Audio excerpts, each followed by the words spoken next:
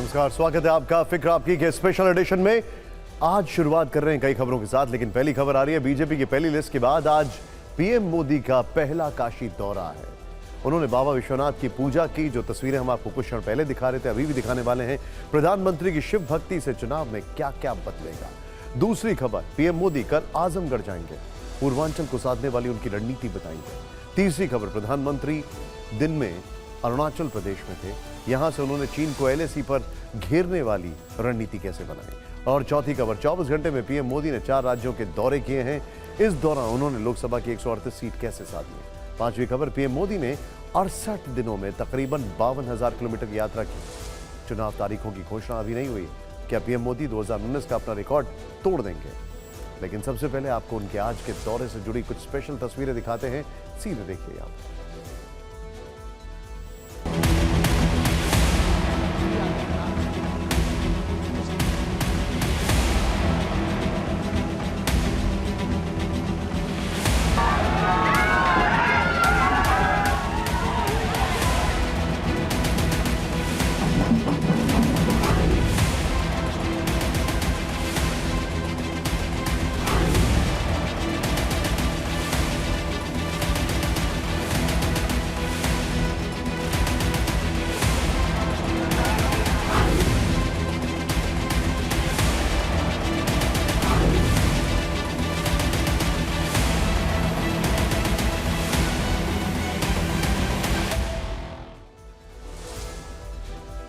पहली बड़ी खबर, काशी विश्वनाथ मंदिर में प्रधानमंत्री मोदी ने की पूजा अर्चना। इस वक्त की बड़ी खबर, काशी विश्वनाथ मंदिर की संध्या आरती में शामिल हुए प्रधानमंत्री। उम्मीदवारी के ऐलान के बाद यह पीएम का पहला काशी दौरा है। ये इस वक्त की बड़ी खबर हम आपको दिखा रहे हैं, तस्वीरें देखिए आप। और यहां पर भव्य स्वागत हुआ इससे पहले प्रधानमंत्री मोदी का। और ये जो तस्वीरें आपके सामने हैं, ये काशी विश्वनाथ मंदिर के दर्शन करते हुए, ये लाइव तस्वीरें हम आपको दिखा रहे हैं। इन तस्वीरों को देखिए अब आप। रोचक बात यह है कि आनंद वने महाश्मशाने गौरी मुखे त्रिकंटक विराजिते असी वरुणयोर मध्ये हारा हारा महादेव। एक और बड़ी खबर आ रही है, काशी विश्वनाथ मंदिर में पूजा से पहले पीएम का रोड शो। एयरपोर्ट से विश्वनाथ मंदिर तक रोड शो, 28 किलोमीटर के रोड शो में पीएम का भव्य स्वागत हुआ। वहां पे करीब ऐसे 38 पॉइंट्स बनाए गए थे जहां पर प्रधानमंत्री का स्वागत हो रहा था और हर हर महादेव के वहां पर नारे लग रहे थे।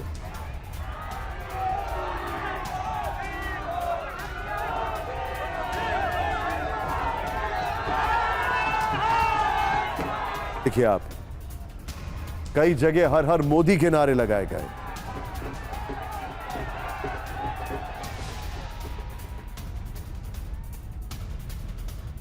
प्रधानमंत्री थोड़ी देर पहले काशी विश्वनाथ मंदिर के गर्भगृह में पहुंचे थे, पूजा की, संध्या आरती में हिस्सा लिया। काशी विश्वनाथ मंदिर के पुजारी पंडित श्रीकांत शर्मा ने उनकी पूजा संपन्न कराई। तस्वीरें आपके सामने, ये देखिए तस्वीरें आपके सामने है। प्रधानमंत्री मोदी काशी विश्वनाथ मंदिर में पूजा करते हुए, उनके ठीक पीछे आपके सामने मुख्यमंत्री योगी आदित्यनाथ दिखाई दे रहे हैं। तो प्रधानमंत्री नरेंद्र मोदी जो विविध तरह से जो पूजा है भगवान भोलेनाथ शिव शंकर की, भगवान विश्वनाथ की, रुद्राभिषेक करते हुए और उसके बाद जो अर्चना है प्रभु की वो करते हुए यहाँ पर हमारे साथ हमारे संवाददाता शैलेंद्र मिश्रा जुड़े हुए हैं। शैलेंद्र, ये तस्वीरें आपके सामने सीधे काशी विश्वनाथ मंदिर से आ रही हैं, जहां पर पूजा अनुष्ठान में प्रधानमंत्री मोदी को आप देख रहे हैं। उत्तर प्रदेश में बीजेपी ने अपनी 51 सीटों से उम्मीदवारों के नामों का ऐलान किया है। जाहिर सी बात है, काशी से प्रधानमंत्री मोदी चुनाव लड़ रहे हैं तीसरी बार, और यहां पर उनका नाम अनाउंस होने के बाद 2024 के लिए पहली बार उनका ये काशी दौरा है। ये भी कहा जा रहा है कि करीब ऐसी रिपोर्ट से ये 44वां उनका दौरा है, 44। और काशी में जमकर उनका स्वागत किया गया, कार्यकर्ताओं में एक अलग जोश देखने को मिला और काशी के बाद कल सुबह वो निकल जाएंगे आजमगढ़। ये देखिए तस्वीरें आपके सामने किस तरीके से वहां पर प्रधानमंत्री मोदी, ये देखिए, और उनके बगल में आपको दिखाई दे रहे हैं मुख्यमंत्री योगी आदित्यनाथ, और ये यहाँ पर पूजा करने के बाद काशी मंदिर का जो प्रांगण है वहां पर लोगों में और अलग अलग कार्यकर्ताओं में किस तरीके से उत्साह है प्रधानमंत्री को देखने के लिए। योगी आदित्यनाथ हालांकि उनके बगल में खड़े हुए हैं, लेकिन जो शिव भक्त के रूप में ये देखिए तस्वीरें अद्भुत है। भगवान शिव का त्रिशूल हाथ में, और ये देखिए प्रधानमंत्री पूजा अर्चना करने के बाद भगवान विश्वनाथ की, और यहाँ पर देखिए जो भक्त जुटे हुए थे वो भी मोदी मोदी के नारे से ये पूरा जो वातावरण है काशी विश्वनाथ का ये गुंजायमान हो उठा है। तो ये निश्चित तौर पर तस्वीरें अपने आप में बहुत कुछ कहती हैं, बयां करती हैं कि औढ़रदानी शिव शंकर भोलेनाथ जैसे देव हों, देवादिदेव शंकर हों, और प्रधानमंत्री नरेंद्र मोदी जैसा शिव भक्त हो, तो ये जो छटा है। गौर करने वाली बात यह है कि पूजा अर्चना करने के बाद जब वो बाहर निकले तो एक अलग ही जोश कार्यकर्ताओं में और वहां पर मौजूद जो लोग हैं उनमें दिखाई दे रहा है। आज ही प्रधानमंत्री ने करीब लगभग 4000 किलोमीटर ट्रैवल किया है, 4 स्टेट्स का 3800 से ज्यादा किलोमीटर ट्रैवल किया है, 4 स्टेट्स का दौरा किया है, और उनका नाम अनाउंस होने के बाद ये उनका पहला काशी का दौरा है। किस तरह से सभी सुखी हो, सभी निरोगी हो, ये जो भारतीय संस्कृति है, जो परंपरा है, उसकी बात कर रहे थे, उसका जिक्र कर रहे थे।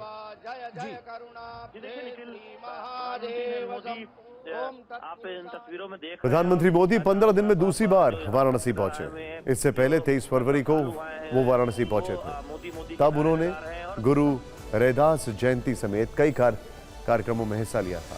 लेकिन उस वक्त 2024 लोकसभा चुनाव के लिए बीजेपी उम्मीदवारों की पहली सूची जारी नहीं हुई थी। 2 मार्च को बीजेपी ने लोकसभा उम्मीदवारों की पहली लिस्ट जारी की, जिसमें प्रधानमंत्री मोदी समेत 195 नाम थे।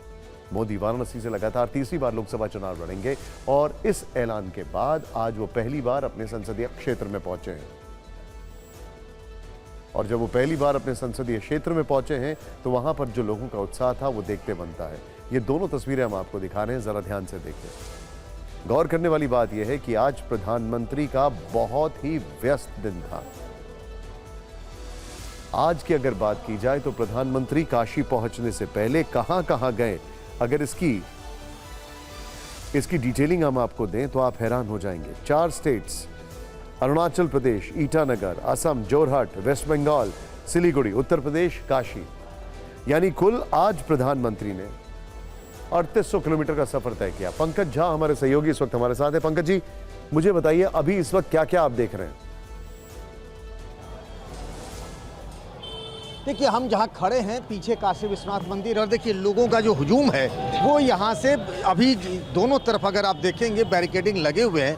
प्रधानमंत्री नरेंद्र मोदी अब से कुछ देर पहले काशी विश्वनाथ मंदिर में पूजा करने के बाद यहाँ से निकल गए हैं। आपको बताऊँ मैं निशांत कि श्रृंगार आरती शुरू होने से पहले उनको हर हाल में वहाँ पहुँचना था, और इसीलिए जो 28 किलोमीटर का रोड शो था, जिसके बारे में कहा जा रहा था कि जैसे दोनों ही तरफ आप देखेंगे ना कि वो लोगों का अभिवादन स्वीकार करते हुए गाड़ी से बाहर निकल कर जाएंगे, ऐसा तो नहीं हुआ। गाड़ी के अंदर बैठकर ही अभिवादन स्वीकार करते हुए वो यहाँ से जो DLW गेस्ट हाउस है वहाँ गए हैं, जहाँ बीजेपी के बूथ कार्यकर्ताओं के साथ वो बैठक करेंगे।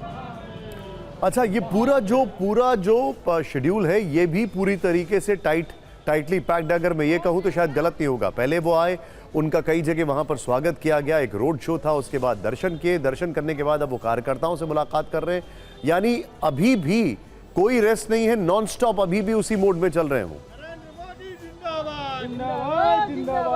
जी हाँ, बिल्कुल। देखिए ना निशांत, पहले वो असम में थे, फिर उसके बाद वो बंगाल गए, फिर यहाँ वाराणसी में आए और वाराणसी के लोगों से उनका दूसरी किस्म का नाता है। और यहाँ बाबतपुर एयरपोर्ट से वो गाड़ी से ही 28 किलोमीटर का रोड शो करते हुए फिर DLW गेस्ट हाउस आए हैं। और चूंकि बीजेपी का टिकट मिलने के बाद पहली बार यहाँ आए हैं, पीछे 400 पार के नारे भी लग रहे हैं और वहाँ जाएंगे सारे बूथ अध्यक्ष और वाराणसी के जो बीजेपी के कार्यकर्ता हैं, पार्टी पदाधिकारी हैं, उन सबके साथ वो देर रात तक बैठक करेंगे। उनके साथ वो जानना चाहते हैं वाराणसी में को लेकर चुनाव की तैयारियां क्या है।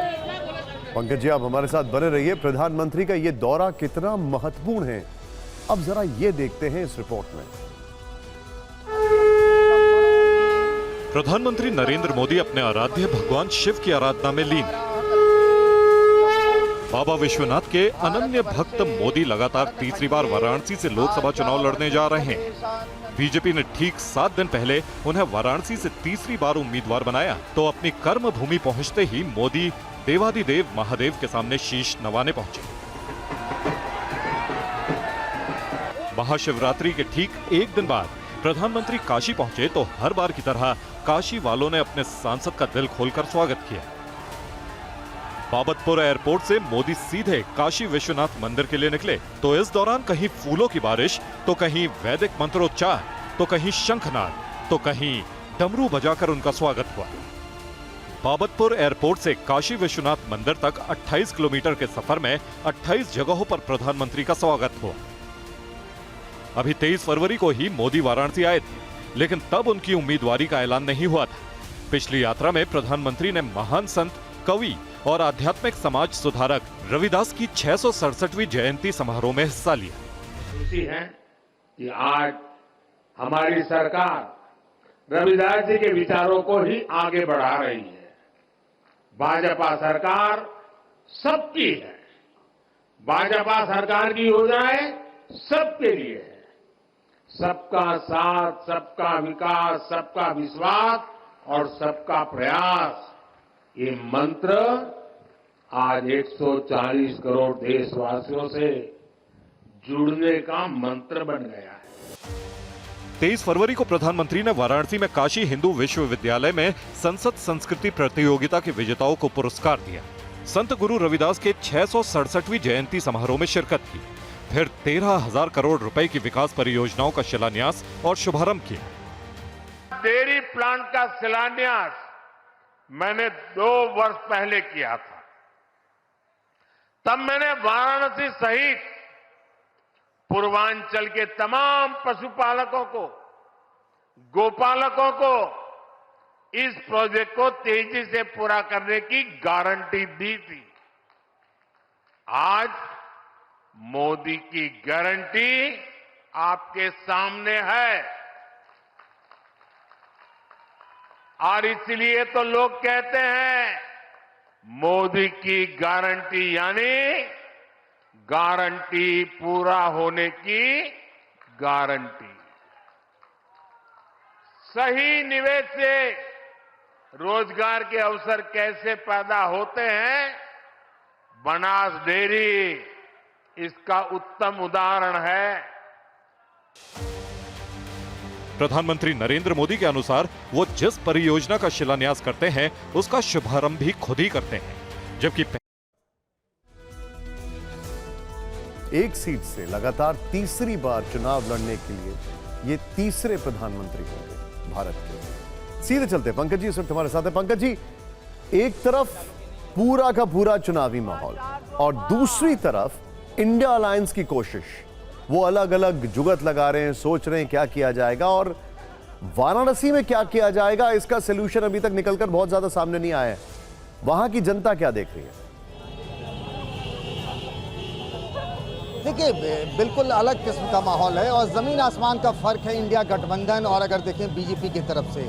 और इस बार अगर देखिए वाराणसी में पहले हर घर मोदी, घर घर मोदी के नारे लगते थे, बदल गया है। मोदी परिवार वाली बात आ गई है। देखिए ये सब लोग जो हैं प्रधानमंत्री मोदी को अभी देखा है और ये काशी विश्वनाथ की नगरी में ये नारे लगते हैं। क्या लग रहा है इस बार प्रधानमंत्री मोदी तीसरी बार लड़ रहे हैं, मोदी और बीजेपी, क्या यहाँ माहौल है? हमारे मोदी जो है वो पहला नंबर की जो है वो स्वच्छ छवि के आदमी हैं और जब तक से रहेंगे। क्या है इसका अब की बार क्या है? मेरी बात ये है, जैसे ही हमें पता चला कि मोदी जी बनारस में स्वयं आ रहे हैं, हम मोदी जी को देखने के लिए मुंबई से आए हैं। यहाँ पर मुंबई से आए हैं मोदी जी को देखने के लिए। और जिस तरीके का काम मोदी जी कर रहे हैं, मैं चाहता हूँ कि 1 साल नहीं, अगले 10 साल 15 साल तक मोदी जी ही आने चाहिए।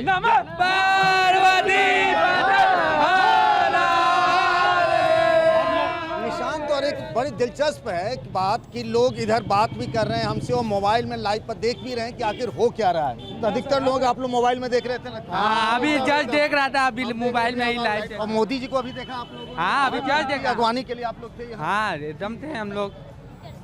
यहाँ पर ये वाराणसी और काशी तीसरी बार यहाँ से चुनाव लड़ रहे हैं प्रधानमंत्री नरेंद्र मोदी, और इस बार बीजेपी के उम्मीदवार बनकर पहली बार आए हैं। और ये कह रहे हैं चाचा कि 400 पार। क्या कह रहे थे आप? 400 पार हो जाएंगे। 400 पार हो जाएगी? क्यों? भाई उनका इतना काम हुआ है, इसलिए पार होगा। आप पीछे से क्या कह रहे हैं? हम हरियाणा से आए भैया, मोदी। हरियाणा से? हाँ जी, करनाल से। पंकज जी, मैं आपके पास क्या लोगों का उत्साह चरम पर है। वाराणसी से प्रधानमंत्री नरेंद्र मोदी लगातार तीसरी बार लोकसभा का चुनाव लड़ेंगे। ऐसे में आपके लिए बीते 2 चुनावों में वाराणसी के नतीजे देखना भी जरूरी है। वाराणसी से प्रधानमंत्री मोदी लगातार तीसरी बार लोकसभा का चुनाव लड़ेंगे। अब आपको 2 चुनावों के नतीजे दिखाते हैं। 2014 में पीएम मोदी को 5,80,000 से कुछ अधिक वोट मिले थे, जो वाराणसी में पड़े कुल वोटों का 56% था। अपने पहले संसदीय चुनाव में पीएम मोदी ने करीब 3,72,000 वोटों के अंतर से जीत दर्ज की, जबकि दूसरे नंबर पर आम आदमी पार्टी के अरविंद केजरीवाल थे, जिन्हें 2 लाख से अधिक वोट मिले, जो वाराणसी में पड़े कुल वोट का 20% था। तीसरे नंबर पर कांग्रेस के अजय राय थे, जिन्हें 75,000 से अधिक वोट मिले थे, जो वाराणसी में पड़े कुल वोट का 60% था। अब 2019 के लोकसभा चुनाव में वाराणसी सीट का नतीजा देखिए। 2019 के चुनाव में वाराणसी में प्रधानमंत्री मोदी को करीब 6,75,000 वोट मिले, जो कुल पड़े वोट का 64% था। पीएम मोदी ने यह चुनाव करीब 4,80,000 वोटों के अंतर से जीता था। दूसरे नंबर पर समाजवादी पार्टी की शालिनी यादव रही, जिन्हें 1,95,000 वोट मिले, जो कुल पड़े वोट का 18% था। तीसरे नंबर पर कांग्रेस के अजय राय थे, उन्हें करीब 1,53,000 वोट मिले, जो कुल पड़े वोट का 14% था। प्रधानमंत्री मोदी के वाराणसी से लोकसभा चुनाव लड़ने की पर कितनी सीटों पर असर पड़ता है, आइए अब आपको यह दिखाते हैं। प्रधानमंत्री नरेंद्र मोदी के वाराणसी से चुनाव लड़ने से करीब 120 लोकसभा सीटों पर असर पड़ता है। ये 120 सीटें उत्तर प्रदेश और बिहार की हैं। यूपी में लोकसभा की 80 सीटें हैं, जबकि बिहार में लोकसभा की 40 सीटें हैं। 2014 और 2019 के चुनाव में नरेंद्र मोदी के वाराणसी से चुनाव लड़ने का इन दोनों राज्यों के नतीजों पर क्या असर पड़ा, अब आपको वो भी दिखाते हैं। 2014 के लोकसभा चुनाव में यूपी की 80 सीटों में से एनडीए को 73 सीटों पर जीत मिली। इनमें अपना दल की 2 सीट शामिल है। 2014 में यूपी में एनडीए का वोट शेयर 43% था। अब बिहार में मोदी मैजिक का नतीजा देखिए। 2014 में बिहार की 40 लोकसभा सीटों में से एनडीए को 31 सीटें मिली। गौर करने वाली बात यह है कि इस चुनाव में जेडीयू ने एनडीए से अलग होकर चुनाव लड़ा। 2014 में बिहार में एनडीए का वोट शेयर था 39%। 2019 के लोकसभा चुनाव में यूपी की 80 सीटों में एनडीए को 64 पर जीत मिली। इस बार भी बीजेपी की सहयोगी अपना दल को 2 सीटों पर जीत मिली। 2019 के चुनाव में यूपी में एनडीए का वोट शेयर था 51%। 2019 में बिहार की 40 लोकसभा सीटों में एनडीए को 39 सीटों पर जीत मिली। इस बार जेडीयू ने बीजेपी के साथ एनडीए गठबंधन में चुनाव लड़ा था। 2019 के लोकसभा चुनाव में बिहार में एनडीए का वोट शेयर था 53%। नरेंद्र मोदी 2014 में वाराणसी से लोकसभा चुनाव जीते और बीजेपी ने पहली बार पूर्ण बहुमत की सरकार बनाई। फिर 2019 में भी वो दोबारा वाराणसी से सांसद निर्वाचित हुए। इस दौरान बीते 10 साल में प्रधानमंत्री के तौर पर नरेंद्र मोदी की 44वीं वाराणसी यात्रा है, 44th। इस सब के बीच में अब जरा देखिए 44th 10 साल में अगर बात की जाए, पीएम मोदी के दौरे पर वाराणसी में लगे पोस्टर जरा ध्यान से देखे गए। बड़ी इंटरेस्टिंग खबर है। प्रधानमंत्री मोदी की निर्विरोध जीत को लेकर पोस्टर लगे। पोस्टर में लिखा, काशी की जनता का अनुरोध, मोदी जी अब की निर्विरोध। काशी की जनता का अनुरोध, मोदी जी अब की निर्विरोध। प्रधानमंत्री मोदी पिछले महीने 23 फरवरी को वाराणसी आए थे।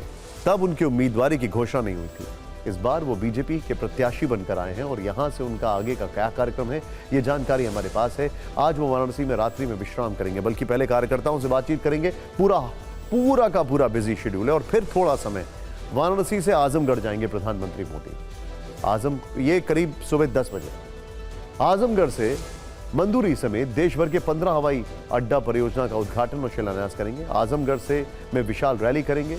रैली का असर आसपास की लोकसभा सीटों समेत पूरे पूर्वांचल में दिख सकता है।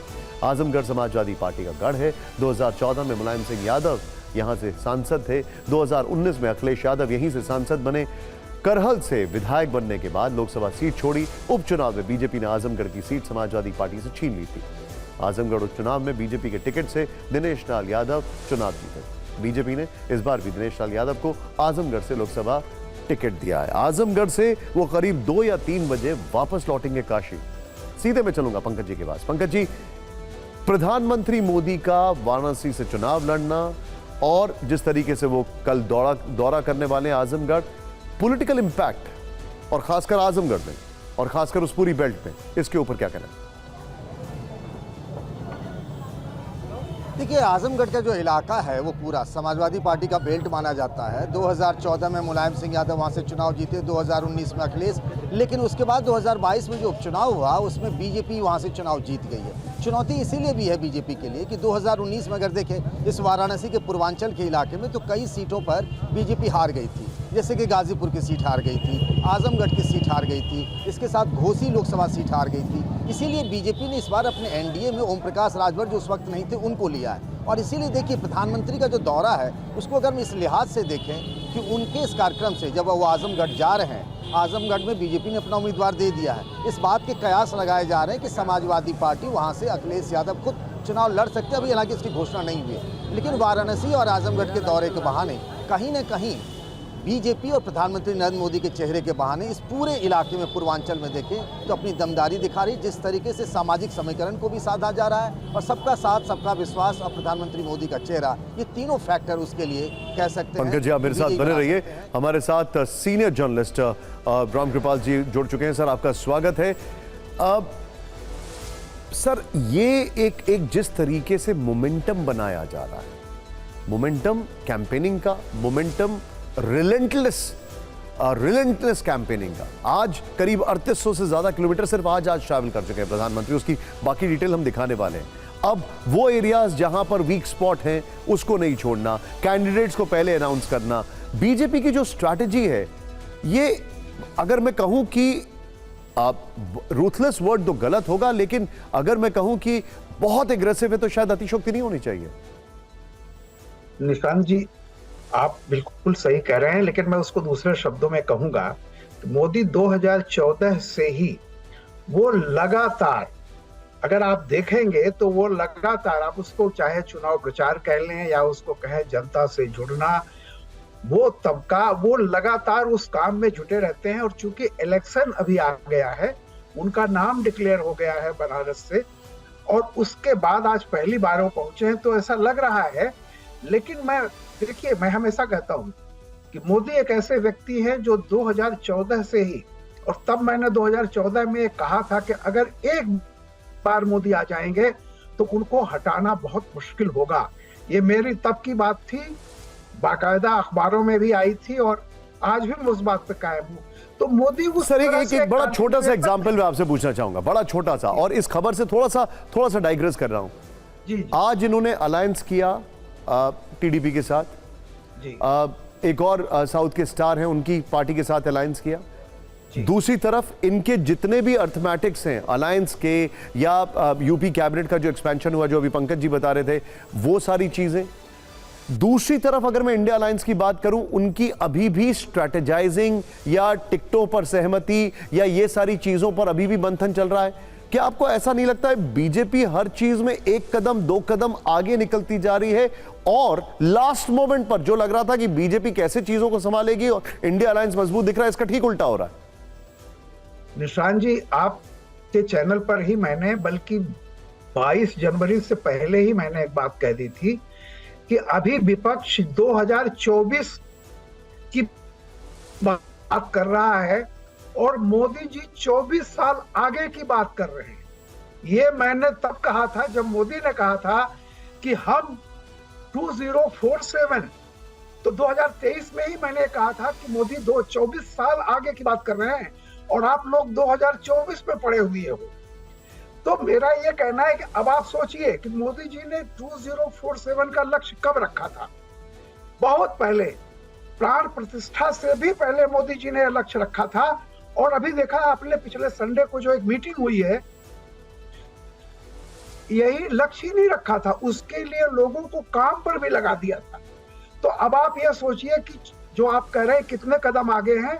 मोदी जी आज से नहीं, साल भर पहले से आप जो बता रहे हैं सर, मैं आपके पास वापस आ रहा हूँ रामकृपाल सर, आपके पास मैं वापस आ रहा हूँ। मुझे याद है आपका ये स्टेटमेंट, लेकिन रिलेंटलेसनेस मतलब किस तरीके से नॉनस्टॉप काम कर रहे हैं प्रधानमंत्री। और आज भी सुबह वो असम में थे, टूरिज्म बढ़ाने के उद्देश्य से वो काजीरंगा नेशनल पार्क गए, असम के लिए करीब 18,000 करोड़ की परियोजनाओं का उद्घाटन शिलान्यास किया। इसके बाद वो अरुणाचल प्रदेश पहुंचे, यहां चीन को काउंटर करने के लिए रणनीतिक रूप से अहम सेला टनल का उद्घाटन किया। इसके बाद वो दोपहर को पश्चिम बंगाल की सिलीगुड़ी पहुंचे, यहां 4500 करोड़ रुपए की विकास कार्यक्रमों की सौगात दी और देर शाम अपने संसदीय क्षेत्र वाराणसी पहुंच गए। ये पूरा जो आप देख रहे हैं, ये चारों, ये है करीब 3800 किलोमीटर सिर्फ एक दिन के अंदर, कुछ घंटे के अंदर। बाबा विश्वनाथ की भक्ति की। अब हम आपको उनके आज के अरुणाचल दौरे के बारे में बताते हैं, जिससे चीन को मिर्ची जरूर लगी होगी।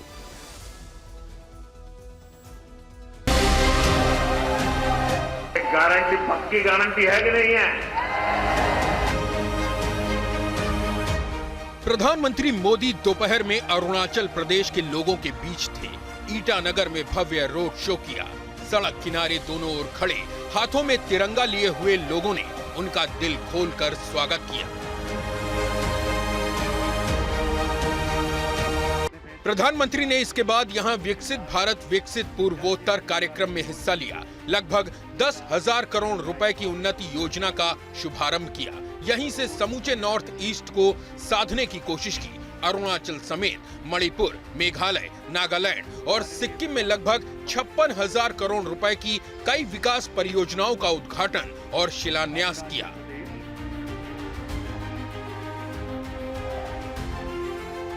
लेकिन इनमें सबसे अहम सेला टनल था, जिसका पर्दा हटते ही बीजिंग बेचैन हो उठा।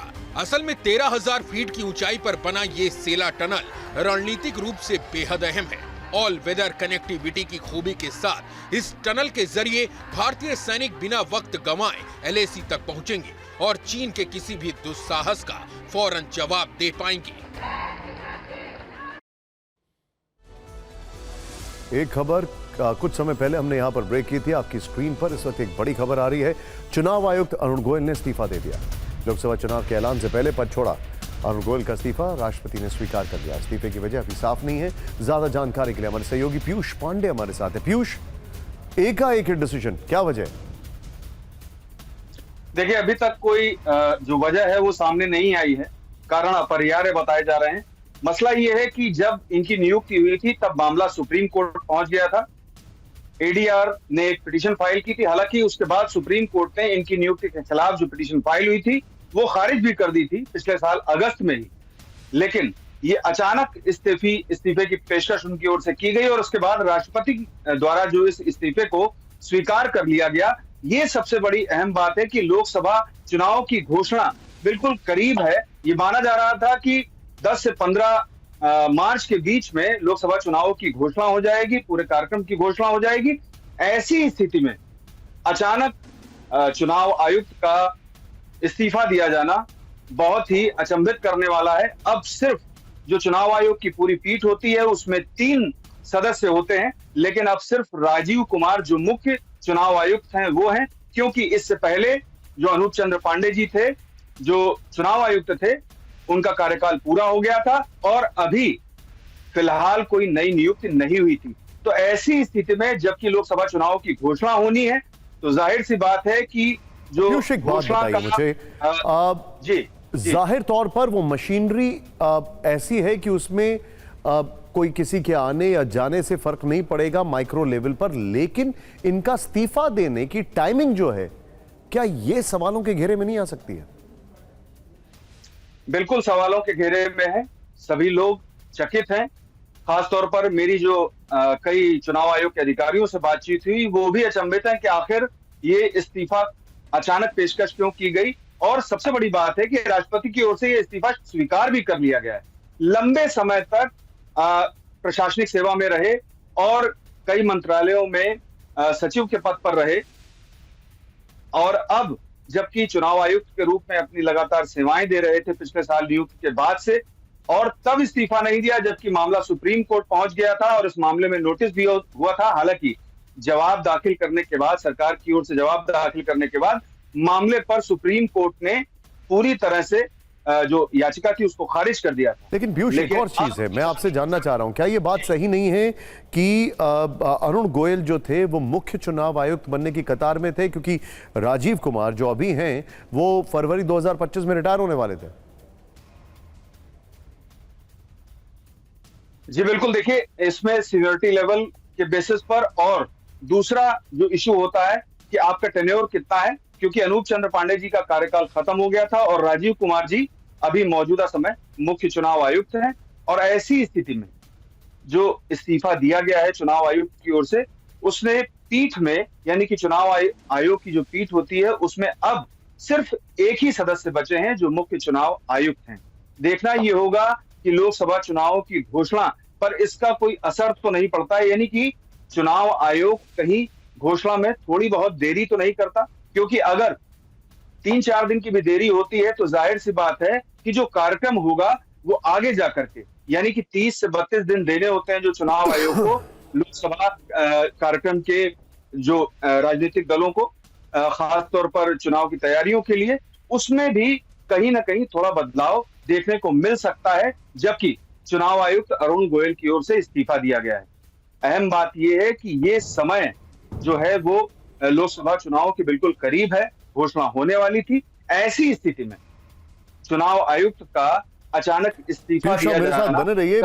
अगर इनकी बात की जाए, 1985 के पंजाब कैडर के रिटायर्ड आईएएस ऑफिसर हैं, 2027 तक का इनका टेन्योर था, अब इन्होंने रिजाइन कर दिया है। अमोद हमारे साथ जुड़ चुके हैं। अमोद जी, क्या अपडेट आ रहा है इस खबर पर, क्या जानकारी आ रही है? हर कोई हैरान है इस खबर को सुनकर। निश्चित तौर पे देखिए, ये अपने आप में एक शॉकिंग खबर जरूर सबके लिए है, क्योंकि लोकसभा चुनाव की घोषणा के महज चंद दिनों पहले अगर इस तरह की खबर आ रही है तो इस हैरानी वाली खबर है। हालांकि अभी तक सरकार की तरफ से इस पर कोई भी प्रतिक्रिया या कोई भी जानकारी नहीं दी जा रही है। हाँ, ये जरूर है कि अरुण गोयल को मुक्त कर दिया गया है, लेकिन उसके कारण क्या है और आगे क्या इसमें कोर्स ऑफ एक्शन होगा, जानकारी मिल रही है कि अब सरकार को जहां पहले एक चुनाव आयुक्त नियुक्त करना था, अब 2 चुनाव आयुक्त नियुक्त करने होंगे। तो ये अभी एक फॉर्मल जानकारी है, लेकिन इसके पीछे की कहानी क्या है चुनाव आयोग के इस्तीफे की, ये जानकारी अभी नहीं मिल पा रही है। सरकार की तरफ से सभी लोगों ने अभी चुप्पी साध रखी है इस पूरे मुद्दे पर। आप जो बता रहे हैं, और ये इस पीयूष से मैं एक यहाँ पर रिएक्शन लेना चाहूँगा। पीयूष, इनका अपॉइंटमेंट भी इसी के तौर पर काफ़ी कंट्रोवर्शियल था, क्योंकि मुझे याद है जो हमारे पास जानकारी है उसके मुताबिक ये सेक्रेटरी थे यूनियन हैवी इंडस्ट्रीज में, और फिर इन्होंने वीआरएस लिया था।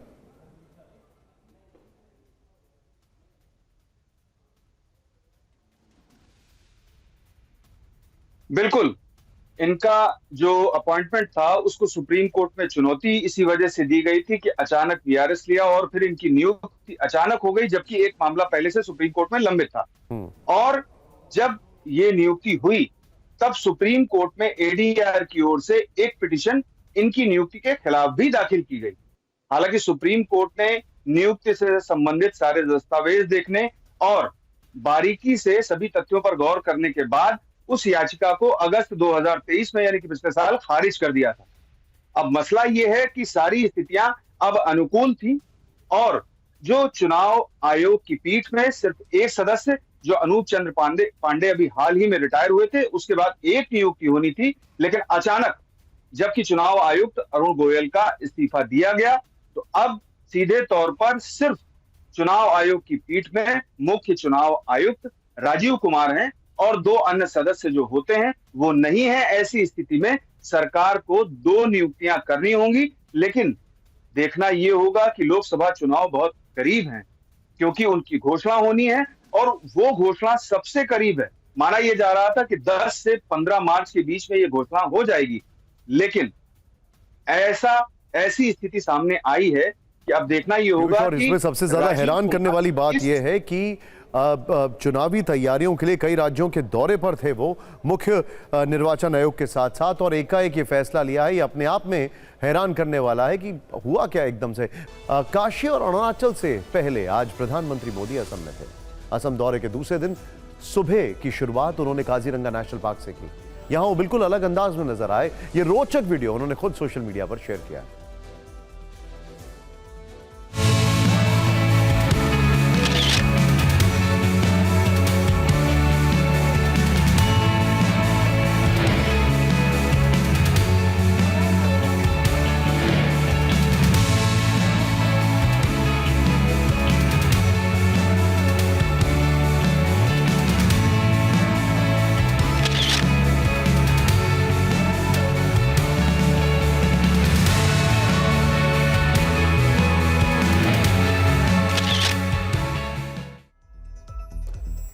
असम और अरुणाचल के व्यस्त दौरे से समय निकालकर प्रधानमंत्री नरेंद्र मोदी तड़के 5 बजे काजीरंगा नेशनल पार्क की सैर पर निकले। नरेंद्र मोदी देश के ऐसे पहले प्रधानमंत्री हैं जो काजीरंगा में रात भर रुकने के बाद जंगल सफारी के लिए पहुंचे।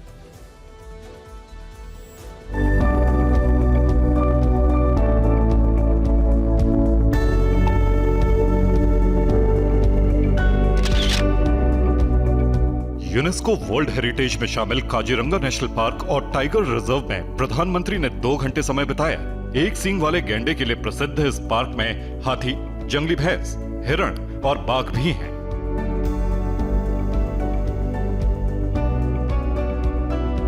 उद्यान घूमने के दौरान प्रधानमंत्री नरेंद्र मोदी ने हाफ जैकेट के साथ मिलिट्री रंग की हाफ टी शर्ट पहन रखी थी। इसके अलावा उन्होंने ब्लैक रंग की हैट और आंखों पर काला चश्मा पहन रखा था।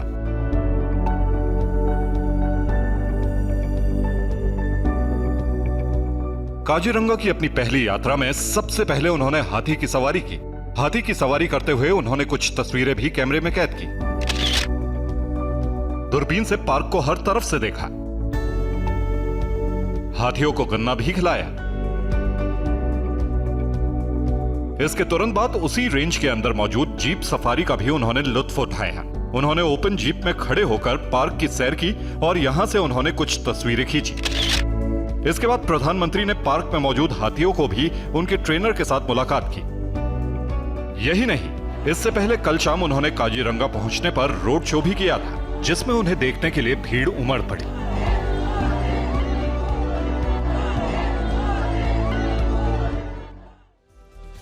प्रधानमंत्री का असम दौरा ऐसे वक्त पे हुआ है जब लोकसभा चुनाव का ऐलान होने वाला है। आज उन्होंने राज्य को करीब 18,000 करोड़ की सौगात दी। ये प्रोजेक्ट रेल, स्वास्थ्य, तेल और गैस से जुड़े हैं।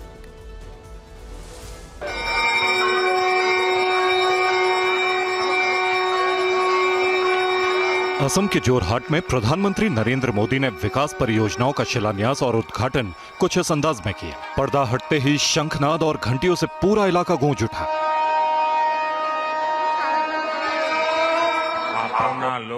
इसके बाद उन्होंने अपने भाषण की शुरुआत असम की भाषा में की।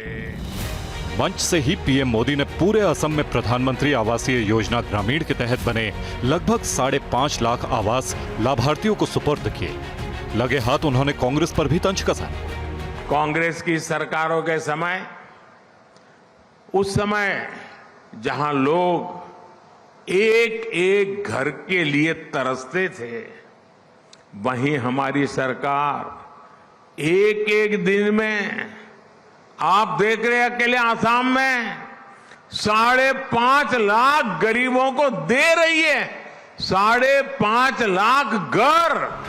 असम दौरे पर प्रधानमंत्री ने हर क्षेत्र को विकास की सौगात दी। उन्होंने पीएम ऊर्जा गंगा योजना के तहत 3,992 करोड़ से बनी बरौनी गुवाहाटी गैस पाइपलाइन परियोजना का उद्घाटन भी किया।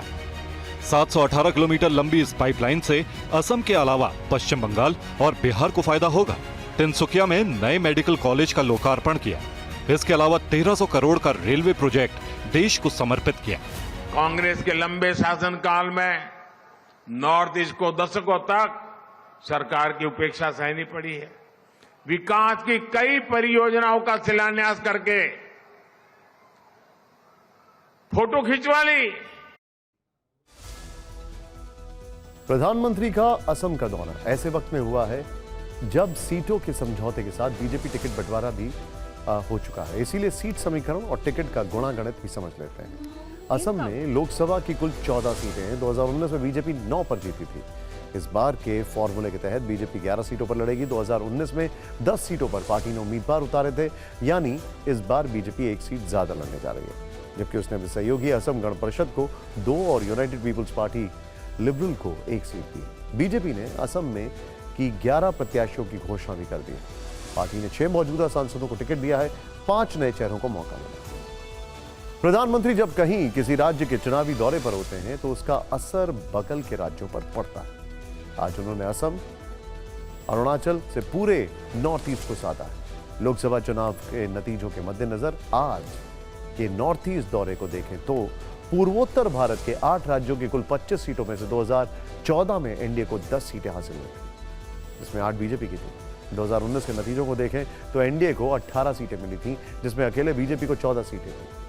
अब 2024 के लोकसभा चुनाव होने वाले हैं तो बीजेपी ने नॉर्थ ईस्ट की 25 सीटों में से 22 सीटें जीतने का टारगेट रखा है। कुछ दिन पहले इस टारगेट के बारे में असम के सीएम हेमंता बिस्वा शर्मा ने बताया था। सीधे चलते हैं, मेरे साथ हमारे सीनियर जर्नलिस्ट रामकृपाल जी मौजूद हैं। सर, नॉर्थ ईस्ट की अगर बात की जाए, बल्कि मैं तो थोड़ा सा इसको एक्सपैंड करना चाहूंगा। अगर आप टारगेट्स को देखें, एक तरफ वाराणसी, दूसरी तरफ नॉर्थ ईस्ट, तीसरी तरफ बंगाल, हर एरिया को केटर किया जा रहा है। और यह हमें पता है कि बीजेपी का फेस, बीजेपी का अगर ड्राइविंग इंजन है वो प्रधानमंत्री मोदी है।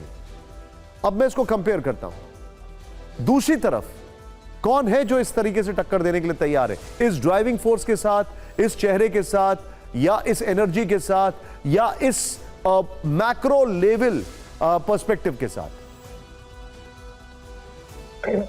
देखिए, कहा जाता है कि मेहनत की नकल नहीं होती है, क्योंकि उसके लिए मेहनत करनी पड़ती है। अभी आपने जो लिखा है कि देव काज से देश काज, अब आप देखिए कामाख्या से काशी एक ही दिन में, ये अपने आप में अगर मैं कहूं तो जयशंकर प्रसाद की 2 पंक्तियां हैं कि इस पथ का उद्देश्य नहीं है शांत भवन में टिक रहना, किंतु पहुंचना है उस हद तक जिसके आगे राह नहीं, किंतु पहुंचना उस सीमा तक जिसके आगे राह नहीं। मोदी जी अभी कुछ दिन 3 या 4 दिन पहले मोदी ने खुद जयशंकर प्रसाद की एक लाइन की थी कि अमर्त्य वीर पुत्र हो, दृढ़ प्रतिज्ञ सोच लो, प्रशस्त पुण्य पंथ है, बढ़े चलो बढ़े चलो। मोदी जी उसमें से हैं जो रोज निरंतर उनका सारा कामकाज ही विकास, जनता से बातचीत, ये वो कंटिन्यूटी है। तो अब जिस तरह से जितनी मेहनत वो कर रहे हैं, और उन्होंने जितनी मेहनत अतीत में पिछले 10 सालों में कर दी है, वो उसको अलग करके नहीं देखा जा सकता। अपनी सफलता का जो उन्होंने पगडंडी खुद बनाई है, हाईवे कहिए, दूसरी पार्टियां जब तक वो बनाएंगी बहुत वक्त गुजर चुका है, अब वो मुश्किल है। तो वो जैसे दिनकर की लाइन है ना कि कीर्तिदास यह नहीं किसी की जो चाहे अपना ले, यह अरण्य झुरमुट जो काटे अपनी राह बना ले, कीर्तिदास यह नहीं किसी की जो चाहे अपना ले। जीवन उनका नहीं युधिष्ठिर जो उससे डरते हैं, उनका जो कि चरण रोप निर्भय होकर लड़ते हैं। तो मोदी जी उसमें से हैं जिन्होंने झुरमुट को काट करके अपनी राह बनाई है 10 साल में। आप जो बता रहे हैं सर, ये एक प्रधानमंत्री की मेहनत, ऊर्जा और जोश कौतूहल पैदा करती है। हम आपको बता चुके हैं कि पीएम मोदी आज ही 4 राज्यों का दौरा कर चुके हैं, और खबर यह भी है कि आज से लेकर अंतिम चरण के चुनाव तक पीएम मोदी ताबड़तोड़ रैली और रोड शो करेंगे। होली के बाद तूफानी प्रचार अभियान शुरू होगा। देश भर में करीब 150 चुनावी सभा और रोड शो होंगे। सबसे ज्यादा फोकस दक्षिण भारत पर रहेगा।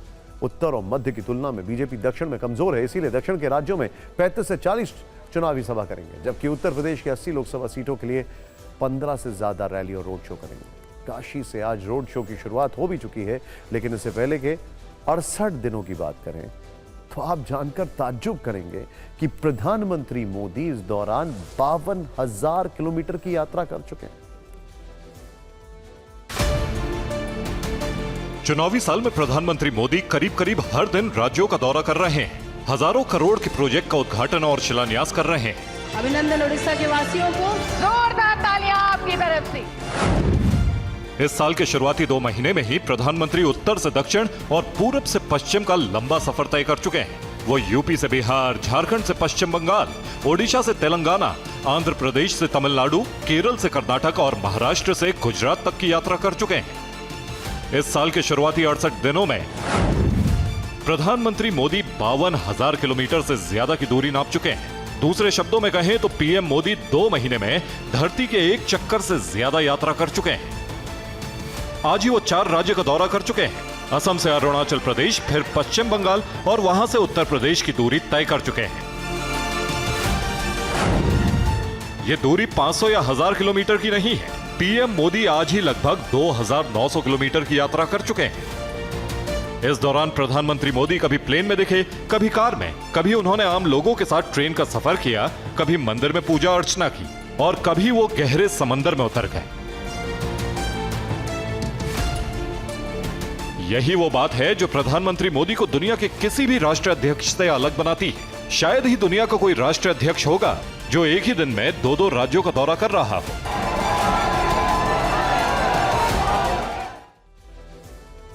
ऐसा नहीं है कि यह पहली बार है जब प्रधानमंत्री मोदी नॉनस्टॉप चुनावी यात्रा कर रहे हैं। 2019 में भी वो बिना रुके, बिना थके नॉनस्टॉप रैली कर रहे थे। 2024 में 68 दिन के अंदर वो 52,000 किलोमीटर की यात्रा कर चुके हैं, जबकि अभी चुनाव का ऐलान होना बाकी है। 2019 में उनका चुनावी सफर 1,05,000 किलोमीटर का रहा था। इस दौरान उन्होंने देश भर में कुल 142 रैलियां की थी, लेकिन इस बार 68 दिन में ही वो 52,000 किलोमीटर की यात्रा कर चुके हैं और चुनाव पूरा होने तक वो 2019 का रिकॉर्ड तोड़ सकते हैं, क्योंकि इस बार वो पिछली बार की तुलना रैलियां और रोड शो भी ज्यादा करने वाले हैं। अब सीधे चलूंगा मैं, मेरे साथ रामकृपाल जी हैं। सर, एक लास्ट रिएक्शन, बीजेपी की क्या स्ट्रैटेजी है ये तो समझ में आ रहा है, बड़ा क्लियर कट है, लेकिन मैं ये जानना चाहता हूं कि जो हम बार बार बात करते हैं कि गेम्स कहां से होंगे, गेम्स कहां से होंगे और दक्षिण की बात करते हैं, एक टारगेट इतना बड़ा सेट कर दिया गया है, उस टारगेट के अनुरूप क्या पूरी मशीनरी वैसे काम करेगी? खाली प्रधानमंत्री नहीं, क्या बाकी सभी लोग भी वैसे ही एग्रेसिव मोड में आपको दिखाई दे रहे हैं? देखिए निशांत जी, एक मोदी जी का जो 2014 बल्कि मैं कहूंगा उससे पहले से उनका आप ये चीज देखिए कि वो किसी को वो नेगेटिव नैरेटिव पे नहीं चलते हैं। वो जीतने के लिए आगे बढ़ रहे हैं, लोगों को अपनाने के लिए आगे बढ़ रहे हैं, विकास के लिए बढ़ रहे हैं। उनके एजेंडे में ये नहीं है कि मैं किसी को हराऊंगा। ऑब्वियस है कि अगर आप जीतेंगे तो बाकी लोग तो अपने आप ही पॉजिटिव कैंपेनिंग की आप बात कर रहे हैं। सर, मैं आपको रोकूंगा यहां पर, माफी चाहूंगा, समय कम है, लेकिन बहुत बहुत शुक्रिया हमारे साथ जुड़ने के लिए।